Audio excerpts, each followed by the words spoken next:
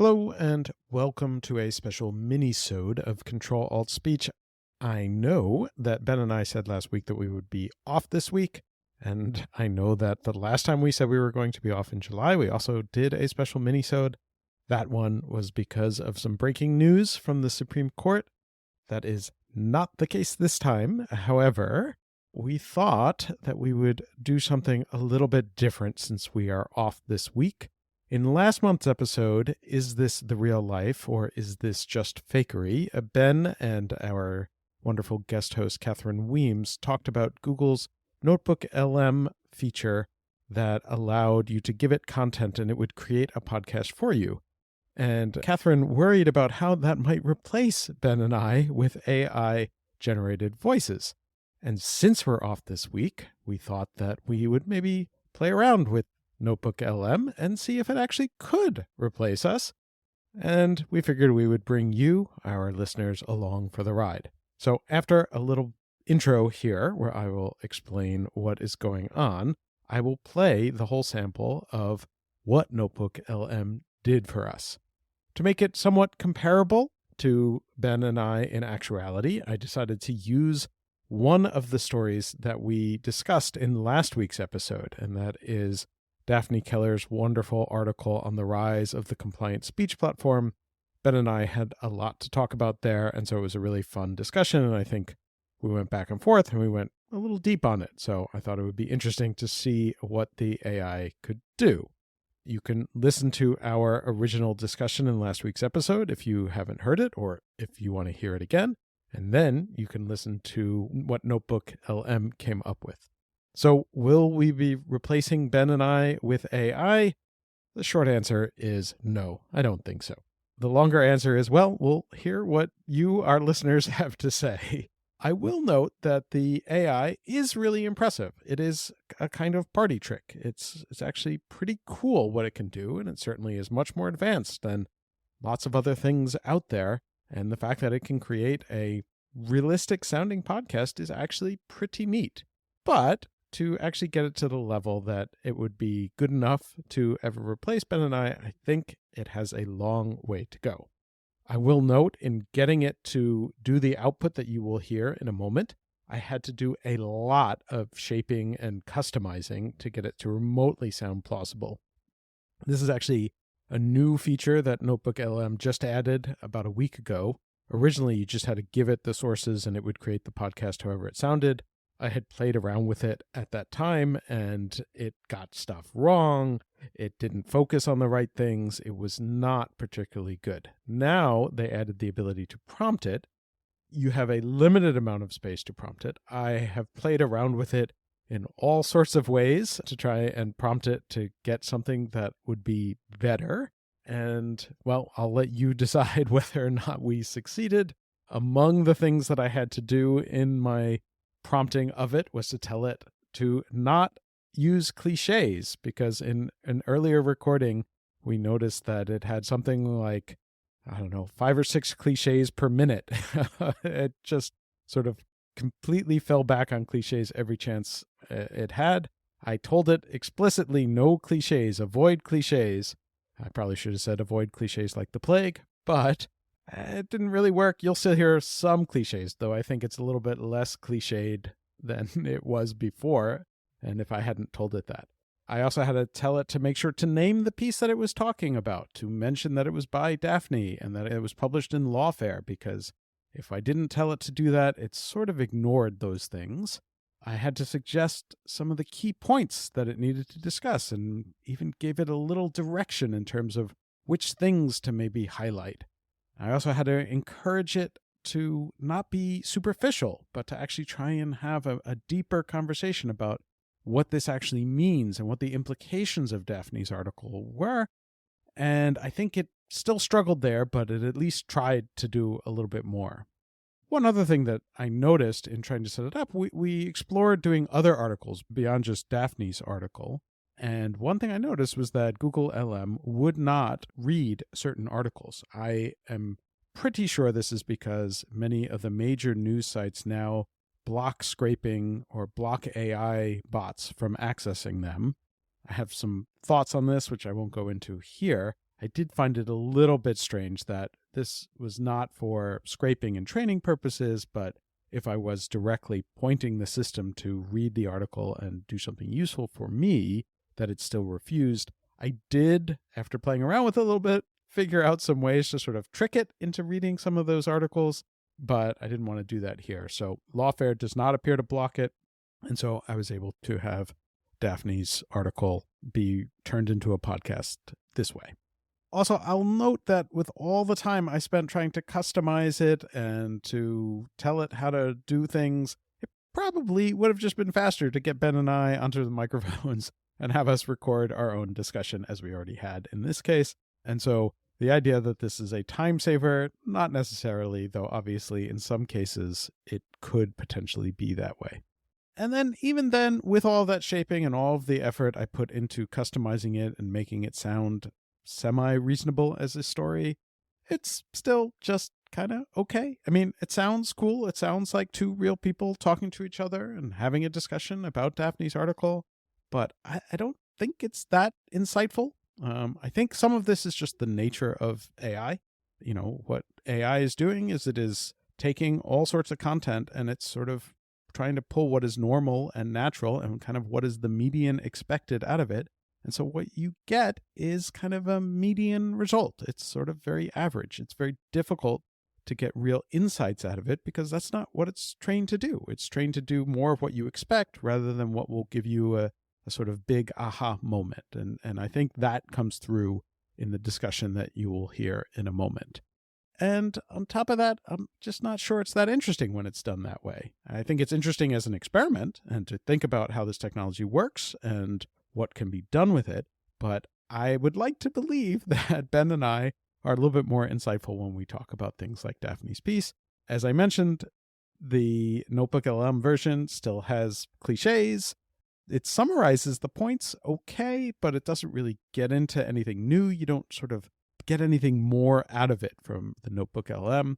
Also, I noticed, and I didn't notice this in earlier tests, but the more I tried to customize the output, I noticed that Notebook LM started to repeat itself a little bit. So you'll hear the actual recording is about 15 minutes long, and you'll hear that it starts to repeat itself a couple times. And I'm wondering if that was because of the way that I was trying to customize it and instruct it on how to work.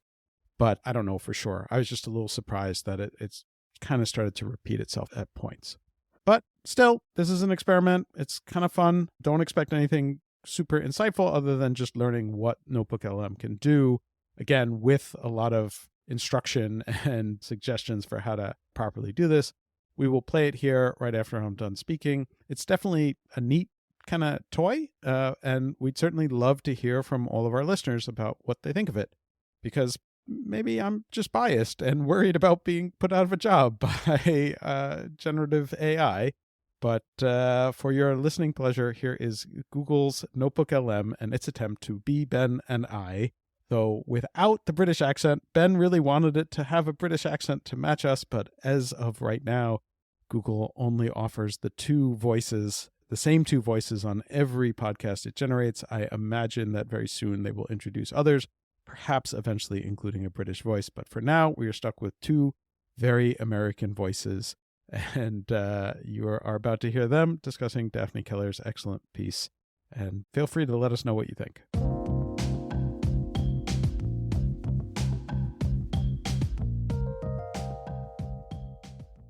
Okay, so today we're diving deep into this whole world of online speech, like how it's being governed and all. Yeah. Specifically, we're looking at this article from Lawfare. It's called The Rise of the Compliant Speech Platform by Daphne Keller. Right. Have you had a chance to read through it? Yeah, I have. What I find really interesting is this shift that Keller's talking about, content moderation. Yeah. In the past, it used to be a lot more, I don't know, almost like an art form. But now it feels like it's turning into this compliance function. Right. Like it's becoming more like financial regulations at banks or safety inspections in factories, It's a really interesting comparison, isn't it? And it makes you think. Like Keller even tells that story about handling a request from a fraternity. Right. They were all worried about someone revealing their secret handshake online. It's funny. Yeah, and like right next to that, she's dealing with a demand from a Turkish politician trying to suppress some bad news coverage about him. Totally different ends of the spectrum. Right. Totally. It's crazy how things have changed, right? It really highlights how, I don't know, kind of ad hoc things were back in the early days of, like, content moderation. Yeah.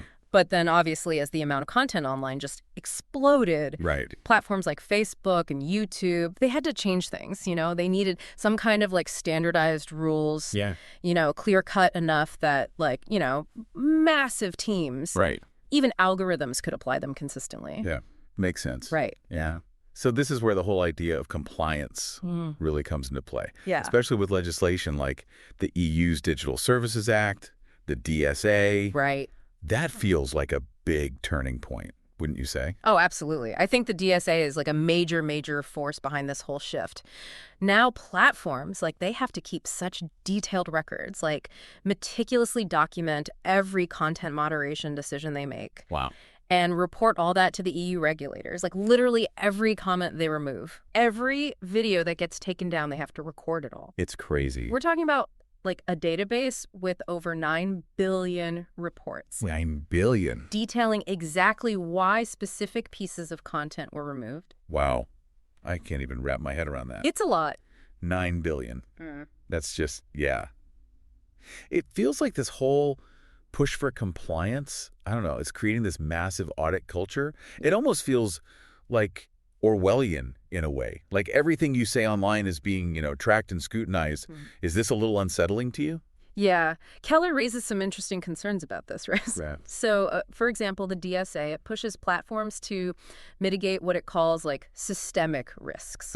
And these are kind of big, broad values. We're talking like free speech, civic discourse, human dignity, protection of children. Those are pretty heavy concepts. I mean, how do you even like quantify something like human dignity? Right. Or even like assess whether a platform's actually upholding that properly? I mean, it's tough, right?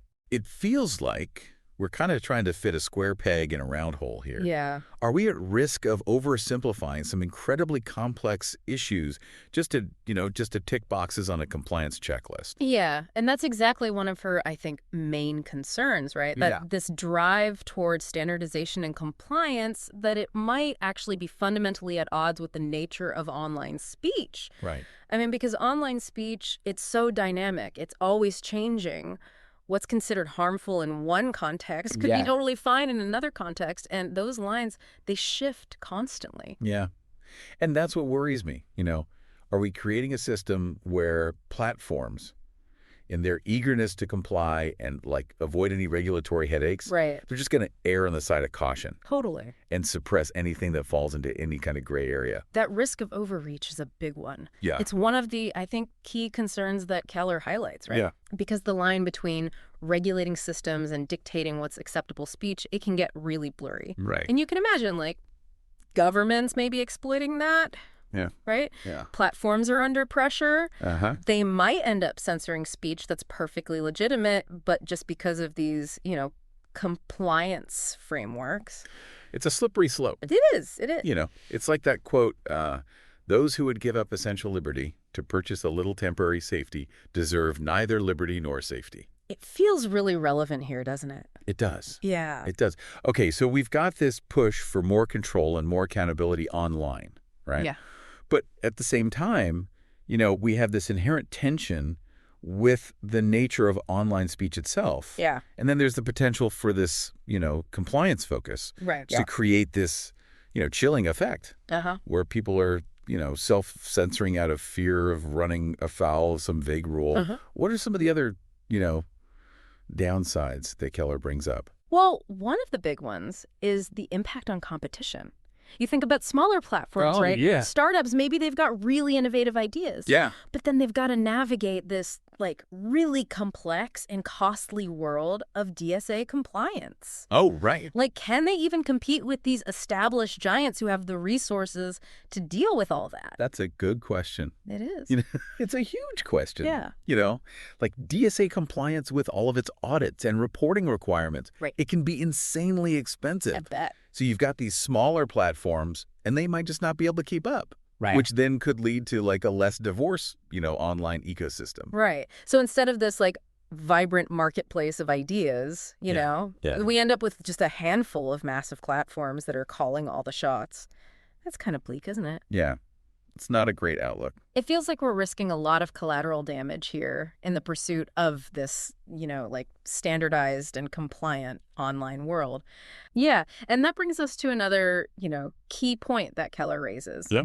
She calls it the perils of metrics. The perils of metrics. That sounds like a title of a dystopian sci-fi novel or something. Maybe it should be. But basically what she's talking about is this risk of focusing too much on things that are easily quantifiable, right? Like metrics that look really good on paper, but might not actually reflect the true nuances of, content moderation. Right. So, for example, turnaround time for resolving content complaints. Sure. Yeah, you'd want platforms to deal with issues quickly. Exactly. But if moderators are being evaluated solely on speed, then what happens? Right. They might be incentivized to just make these hasty decisions, and potentially sacrificing accuracy and fairness in the process. Imagine if you have legitimate speech being taken down just because it was faster and easier, just to hit that target number. It's like you're prioritizing efficiency over effectiveness, which could have really bad consequences for, free expression. Absolutely. And it kind of leads to this broader point that Keller's making about the limitations of trying to standardize and control something as complex as online speech. Right. She actually draws these really interesting parallels to a historical example. I'm always up for a good history lesson. All right. Well, she mentions Frederick Taylor's efficiency-focused factory model. So this was all about, breaking down tasks into these simple, repeatable actions. Right. Yeah, like assembly lines. Exactly. Yeah. And it was revolutionary for manufacturing. But you have critics like Karl Marx who saw it as dehumanizing. Yeah. Treating people like cogs in a machine, it doesn't really encourage, creativity or critical thinking. Exactly. And she also brings in Max Weber, who was this sociologist who was really skeptical that complex human conflicts could ever be resolved by some kind of automated judge. Right. Just spitting out standardized rulings. Right. It's like trying to reduce human interaction to a set of predefined rules and metrics. Yeah, and you're missing out on all the messiness and unpredictability of, actual human communication. Exactly. And to kind of illustrate this point, she uses this really fascinating example from James C. Scott's work on scientific forestry. Scientific forestry. Okay, that doesn't exactly sound like the most thrilling topic. I know. Yeah. But trust me on this one. So Scott, he studied how 18th century German foresters tried to apply standardized scientific principles to managing forests. Yeah. They were really focused on maximizing timber yield. Right. Make as much money as possible. Exactly. So they planted these neat rows of identical trees, and they got rid of anything that they deemed inefficient. It sounds very compliance-driven, just like what we're seeing online now. So what happened? Did they create these super efficient, super productive forests? It was a total disaster. Right. Yeah, these meticulously planned forests, they became so vulnerable to disease and pests.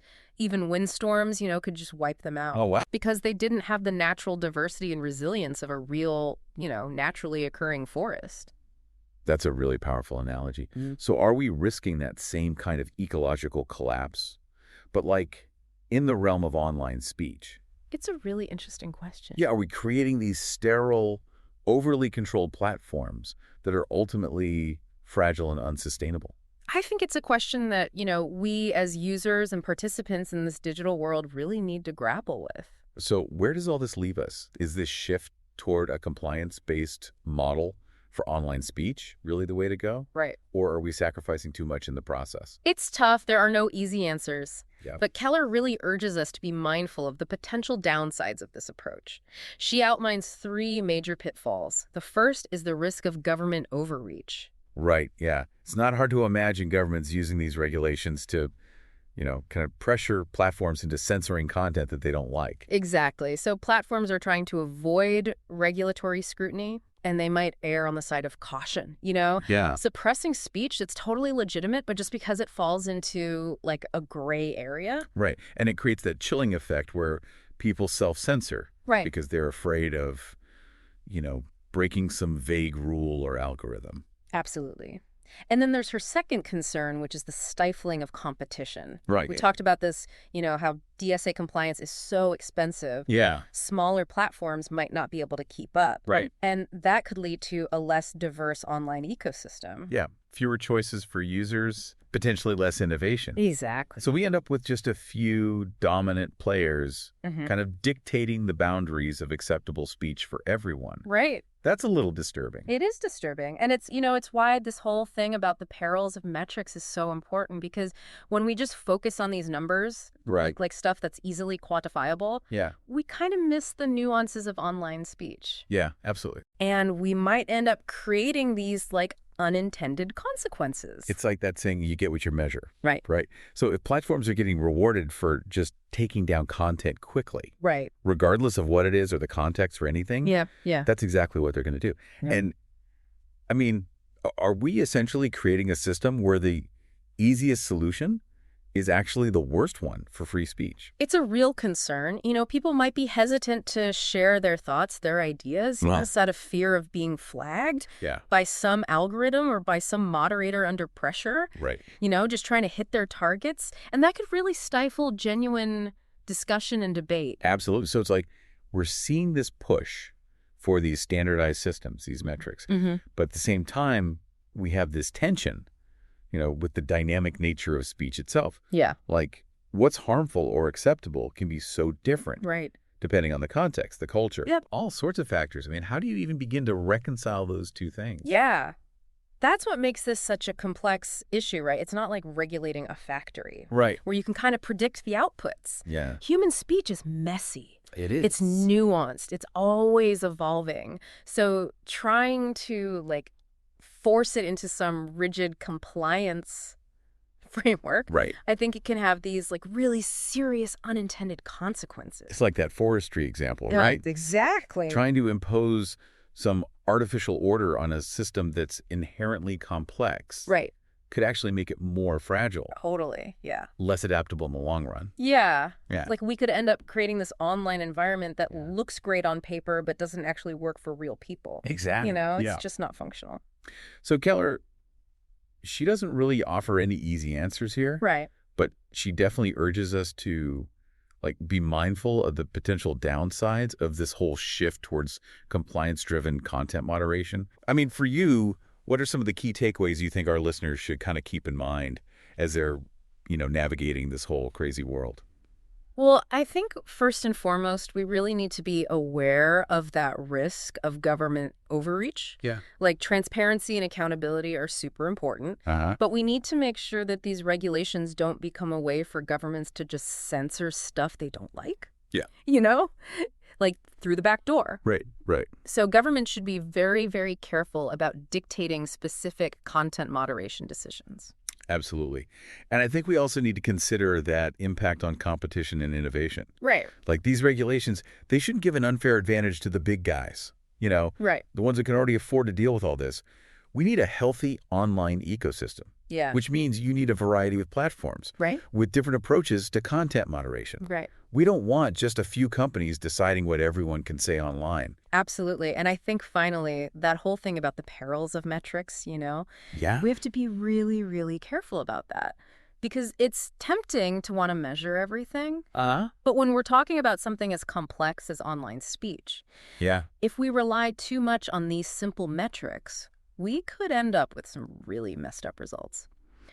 We got to remember that behind all those numbers, there are real people, real stories.